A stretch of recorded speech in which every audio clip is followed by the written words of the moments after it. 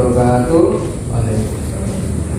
Yang saya hormati dosen pengampu Ibu Ega Hayani, SPD MPD.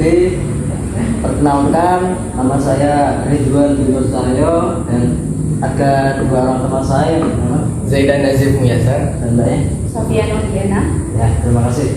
Di sini kami akan membahas apa yang telah sebelumnya kami diskusikan mengenai eksistensialisme, dan juga ada beberapa mungkin kita bisa kelas balik tentang sejarah eksistensialisme, hakikat eksistensialisme, dan tokoh-tokoh filsafat eksistensialisme. Mungkin bisa dijelaskan ya Mas, soalnya banyak yang tanya nih sama saya.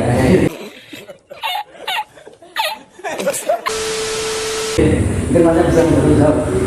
Menurut pandangan secara umum ya, saya akan menjelaskan ya. Filsafat ini merupakan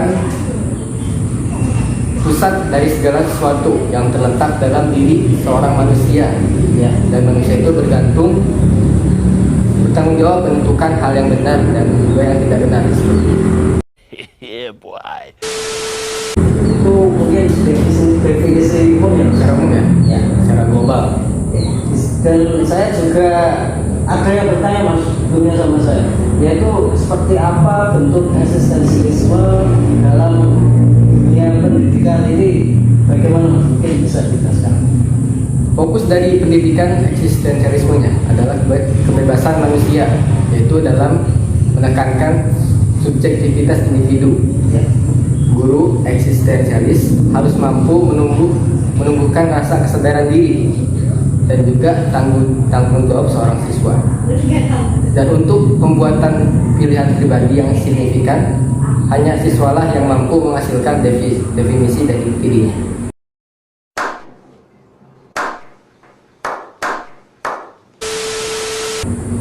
Gitu ya Mas. Untuk selanjutnya tadi di atas disampaikan kita akan membahas tentang sejarah, tentang hakikat eksistensialisme dan tokoh-tokoh filsafat eksistensialisme. Mungkin dari teman kita yang satu ini, Mbak Sofia, bisa menjelaskan kurang lebih lah yang dimaksud, maksudnya lebih ke jelas balik sejarah eksistensialisme itu seperti apa Mbak? Mungkin bisa dijelaskan supaya teman-teman semuanya bisa memahami dengan sesama jelas sebenarnya itu seperti apa Mbak? Sejarah eksistensialisme. Filsafat selalu lahir dari suatu krisis. Filsafat adalah perjalanan dari suatu krisis ke krisis yang lain. Secara umum, eksistensialisme merupakan suatu aliran filsafat yang lahir karena ketidakpuasan beberapa filsuf terhadap filsafat pada masa Yunani hingga modern, seperti protes terhadap rasionalisme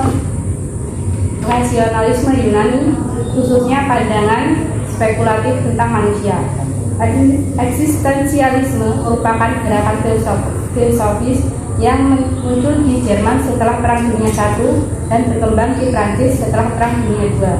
Bermula dari reaksi terhadap eksistensialisme Hegel yang memandang bahwa konstruksi dipahami sebagai suatu lintasan dari suatu yang tidak eksis kepada suatu yang eksis. Oh my god! Wow! Jadi dulu awal munculnya itu di Jerman ya Mbak, setelah Perang Dunia yang pertama, selanjutnya berkembang di Prancis setelah Perang Dunia kedua. Gitu ya? Terima kasih.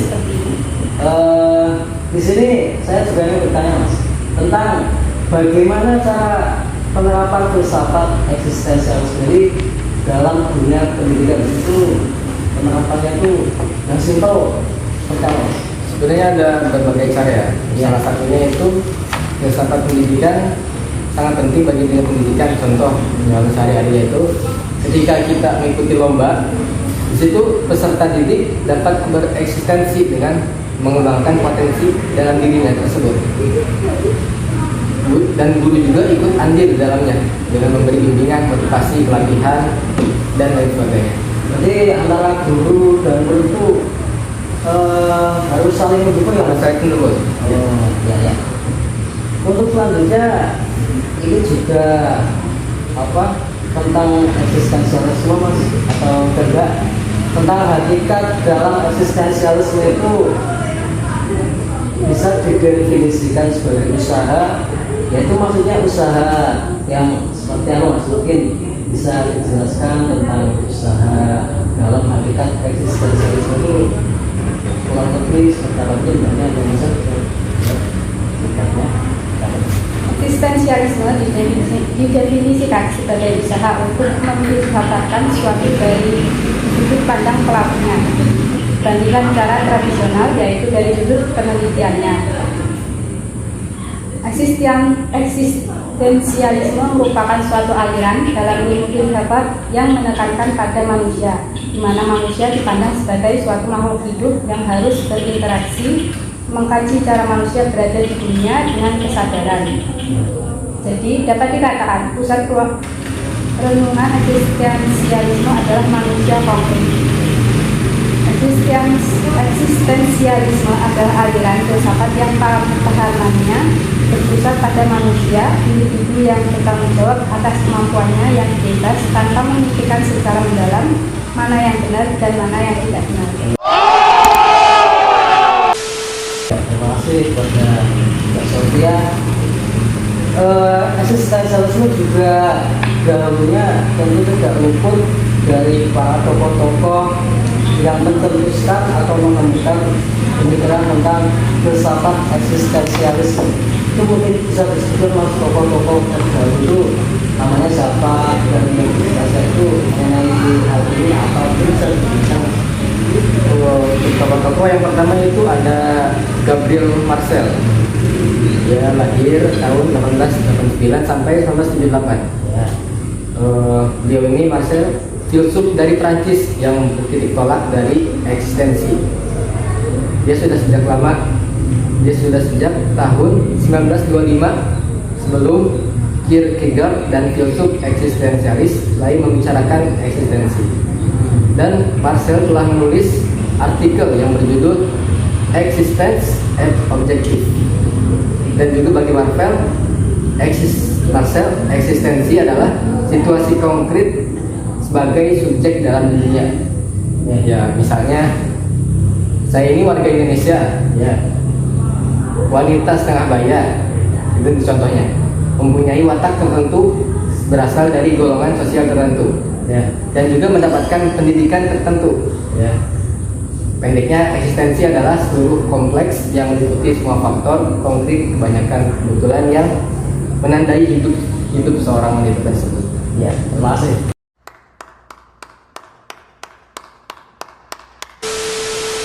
Gabriel Marcel dari tahun 1889 sampai 1978.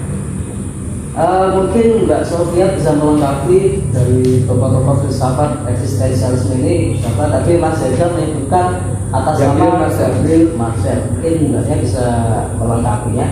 Namanya Ada juga yang lain adalah Jean Paul Sartre dari tahun 1905 sampai 1980. Ya. Titik tolak filsafat tidak bisa lain kecuali kesadaran yang saya miliki tentang diri saya sendiri. Dalam hal ini yang membenarkan pendapat Descartes tentang cogito ergo sum. Tetapi kesadaran itu tidak bersifat tertutup, melainkan internasional. Hal ini dirumuskan oleh Sartre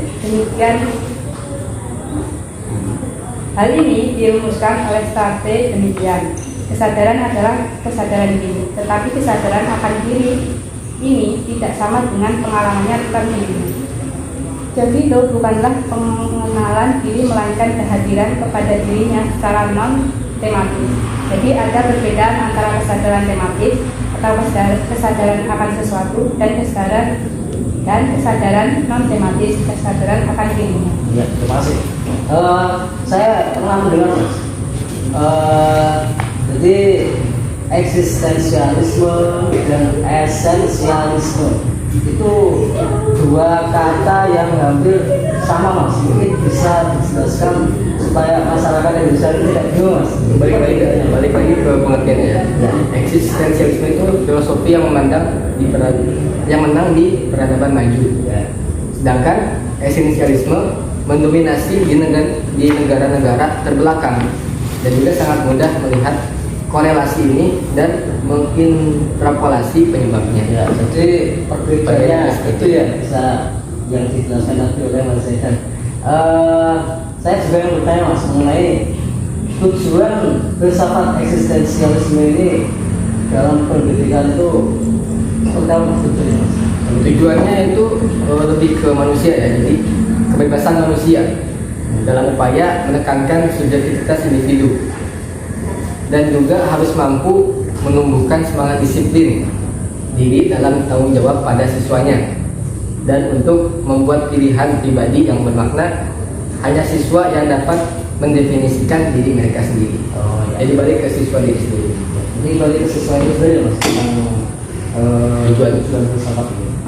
Dan mungkin bisa tidaknya atau Mas bisa menyimpulkan dari keseluruhan tadi yang kita sama-sama bahas tentang kesimpulan dari eksistensialisme ini apa Mas?